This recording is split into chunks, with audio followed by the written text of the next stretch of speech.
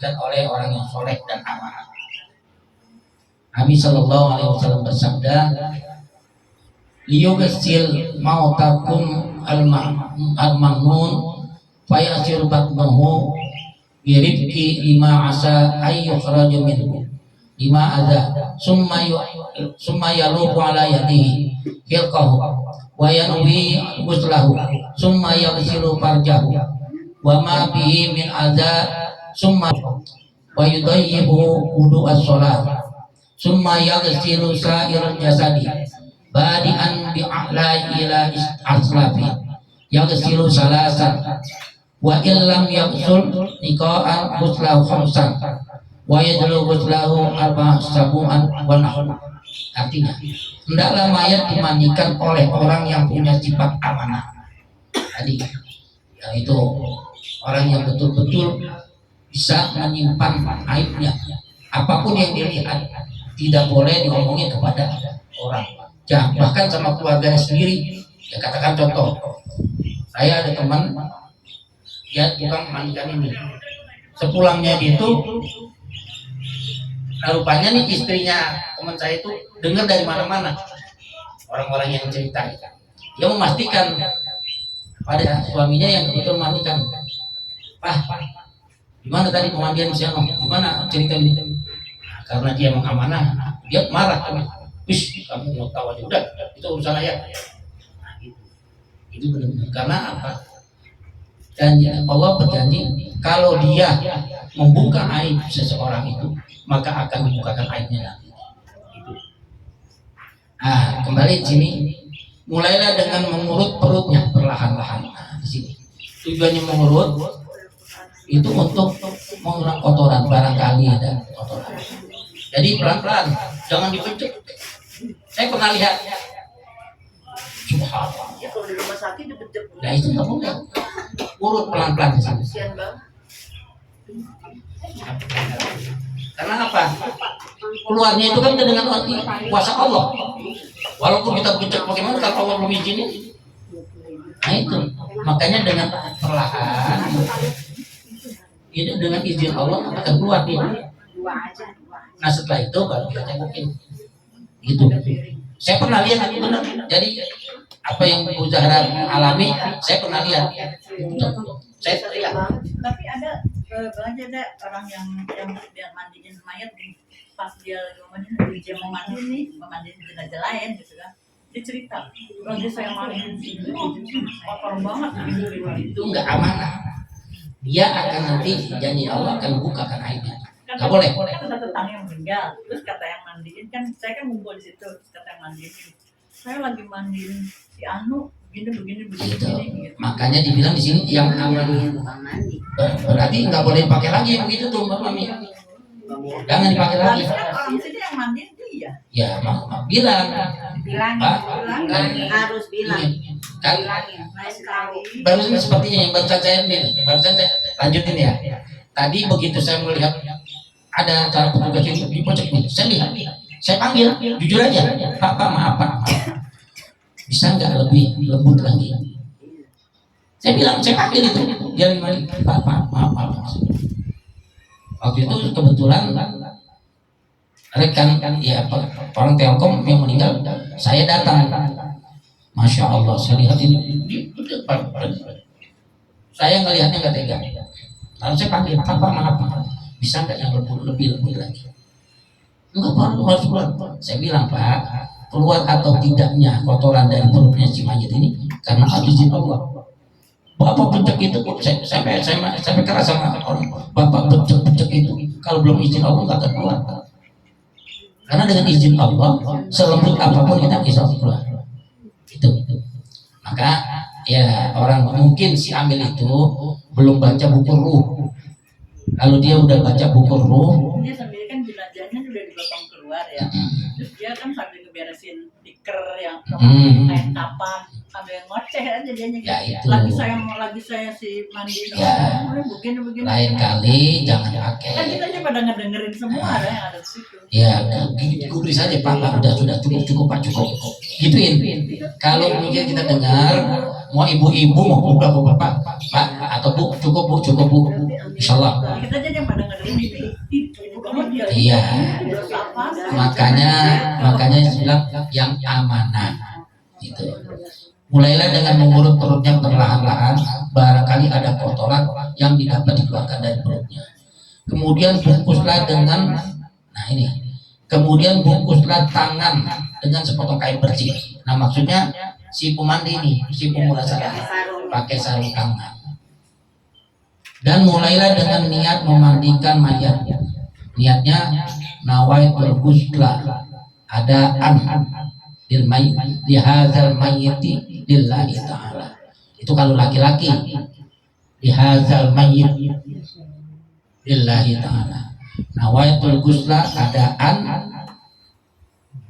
li hadzal mayyiti lillahi ta'ala.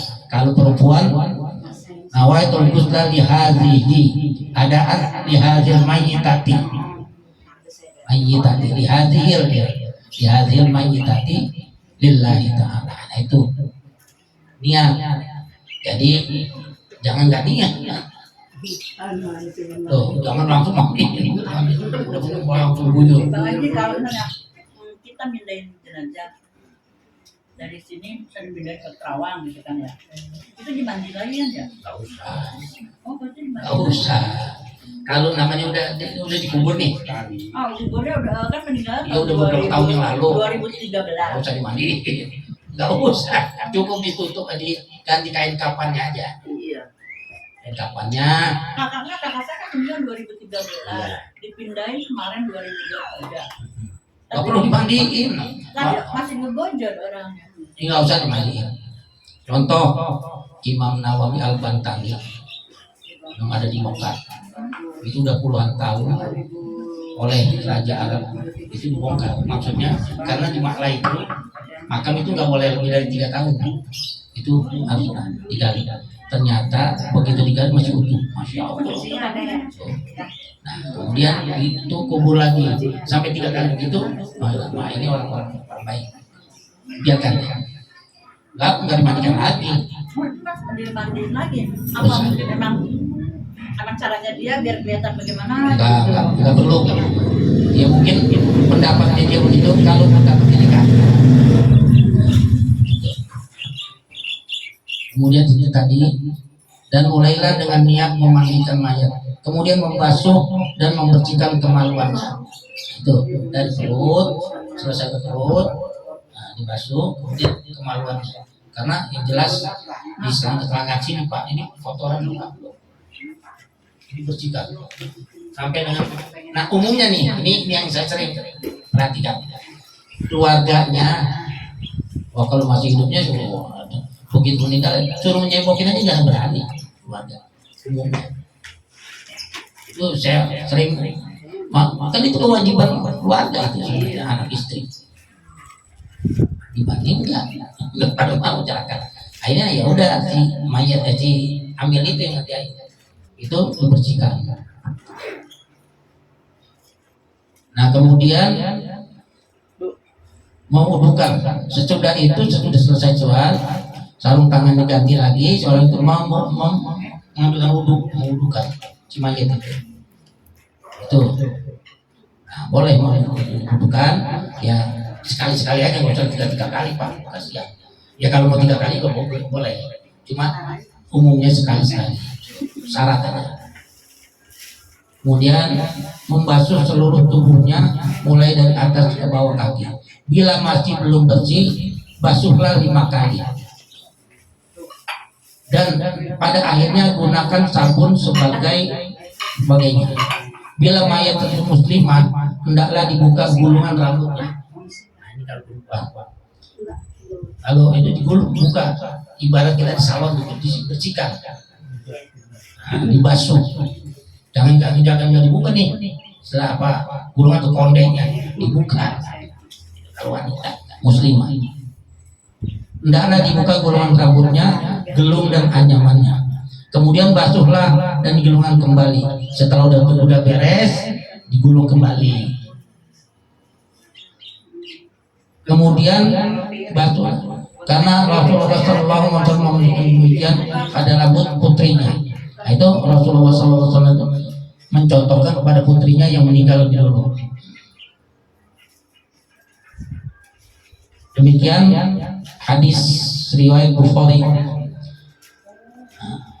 Nah, tadi kalau umpama katakan di satu kampung tidak ada nih yang bersedia memandikan laki-laki, katakan yang meninggal wanita.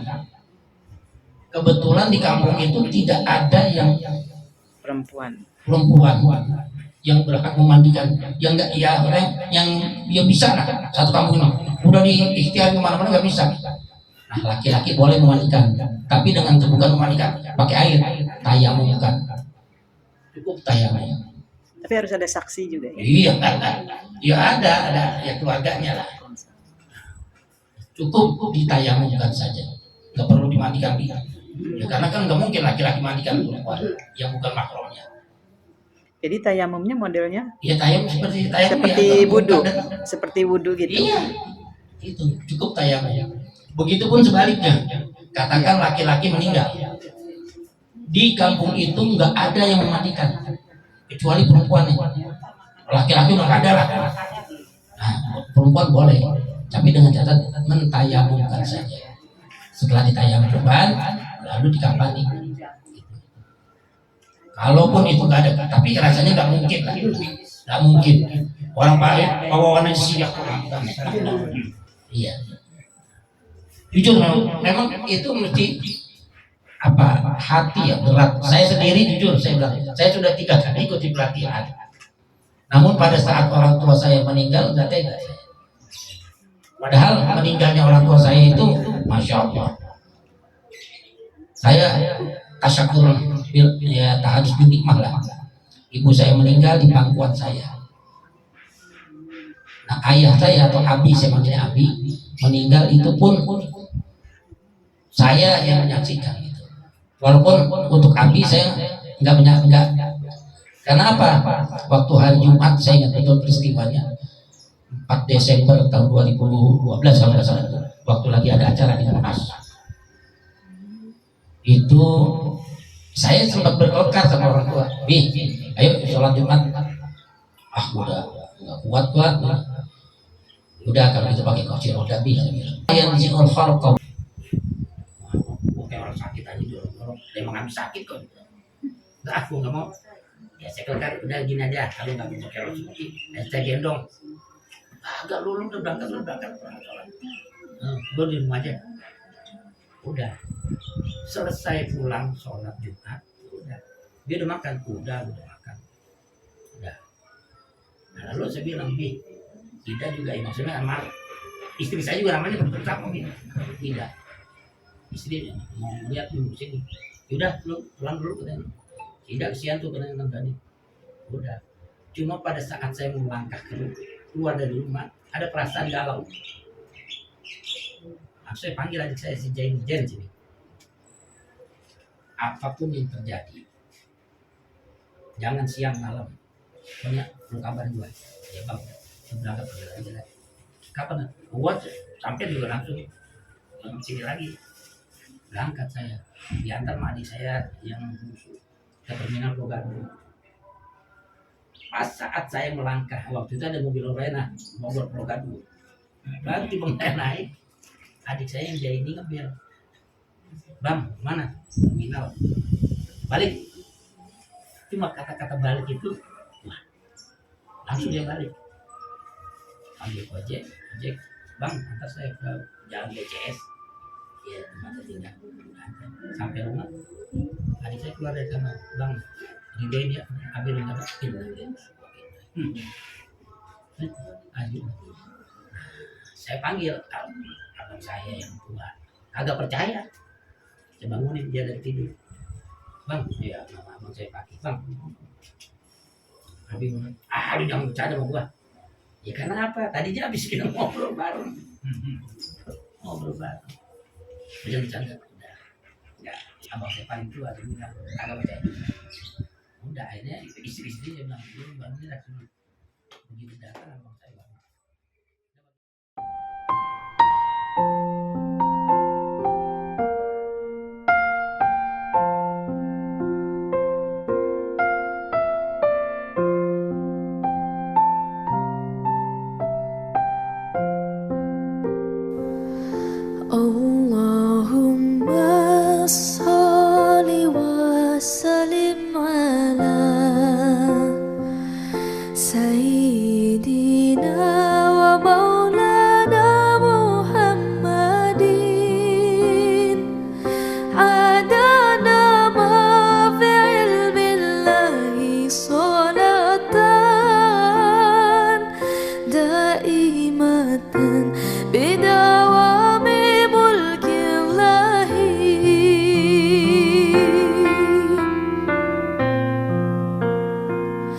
Allahumma